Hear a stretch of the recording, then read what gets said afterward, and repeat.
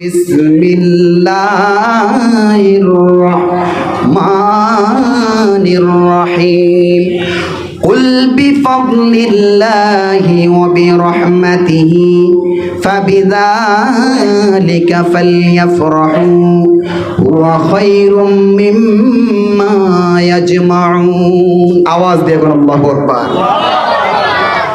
সূরা ইউনূসের ৫৮ নং আয়াতের মধ্যে আল্লাহ বলেন, কুল হে রাসূল আপনার উম্মত আমার বান্দাদেরকে বলে দিন, বিফদ্লিল্লাহি ওয়া বিরহমাতিহি তোমরা ফজল এবং রহমত পেয়ে ফাবিযালিকা ফালইফরাহু আনন্দ উৎসব করো। সুবহানাল্লাহ। তোমরা কি পেয়ে আনন্দ করো? ফজল এবং রহমত। আওয়াজ দেন, ফজল এবং ফজল কি রহমত কি? এখানে তো নবীর নাম নাই যে মুহাম্মদ নবীকে পেয়ে আনন্দ করে, এরকম আছে কোরআনে? কইছে ফজল এবং রহমত পেয়ে আনন্দ করো।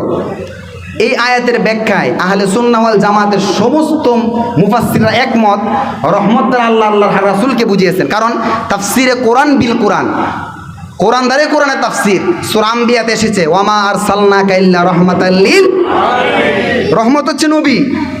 তো এই আয়াতের রহমত দ্বারা আল্লাহ রাসূলকে বুঝিয়েছেন সকল মুফাসসিররা একমত।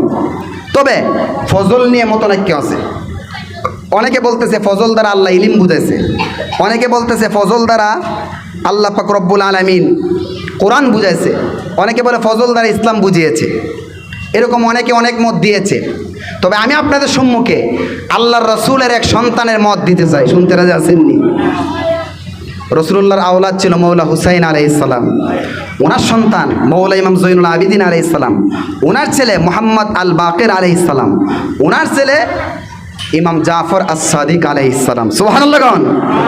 রাসূলুল্লাহর আওলাদ ইমাম জাফর আস-সাদিক, যিনি ইমাম আবু হানিফার উস্তাদ, যেই জাফর সাদিকের সান্নিধ্যে যায় ইমাম আবু হানিফা গুমরাহি থেকে মুক্তি পেয়েছিলেন।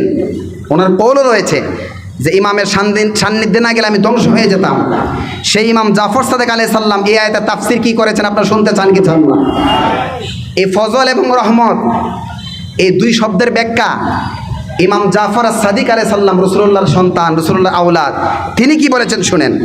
তাফসীর আল বুরহানের মধ্যে এসেছে এই আয়াতের ব্যাখ্যায়, আন আবি আব্দুল্লাহ আলাইহিস সালাম ফি কওলি তাআলা কুল বিফদ্লিল্লাহি ওয়া বিরহমাতিহি ফাবিযালিকা ফালইফরাহু হুয়া খায়রুম মিম্মা ইয়াজমাউন।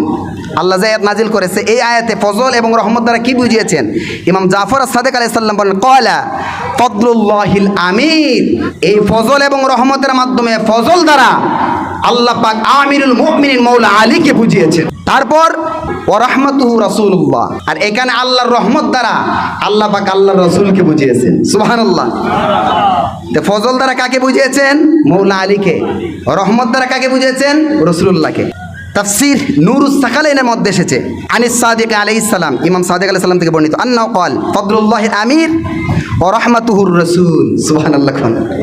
এই তাফসীর এসেছে ফজল দ্বারা বুঝিয়েছেন আল্লাহর রাসূলের খলিফা মৌলা আলীকে, আর রহমত দ্বারা আল্লাহর হাবিবকে বুঝিয়েছেন। সুতরাং এই আয়াত দ্বারা প্রমাণিত হয়েছে মৌলা আলীকে পাওয়ার কারণে, রাসূলুল্লাহকে পাওয়ার কারণে ওই দিনগুলো, তাদের বিলাদাতের দিনগুলো মুমিনদের জন্য ফাবিযালিকা ফালইফরাহু আনন্দ উৎসবের দিন। বলুন সুবহানাল্লাহ।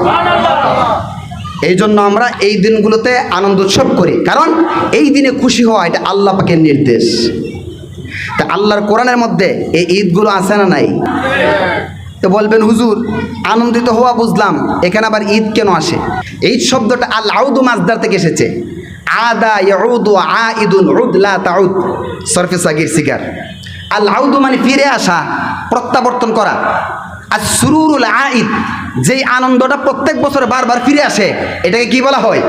ঈদ বলা হয়। কি বলা হয়? ঈদ। তো ঈদুল ফিতর আর আযহা তো প্রত্যেক বছর আসে, আমাদের ঈদ আছেই। ঠিক তেমনইভাবে বিফদ্লিল্লাহি ওয়া বিরহমাতিহি মৌলা আলী যেদিন এসেছিল, রাসূলুল্লাহ যেদিন এসেছিল, ওই দিনগুলো মুমিনদের জন্য ঈদের দিন। কারণ প্রত্যেক বছরে যখন মাহে রবিউল আউয়াল আসে এবং মৌলা আলীর বিলাদাতের সময় আসে, ওই দিনগুলোতে আমাদের মনে আনন্দ আসে কি আসে না? এই আনন্দটাকে ইসলামে ঈদ বলা হয়। বলুন সুবহানাল্লাহ।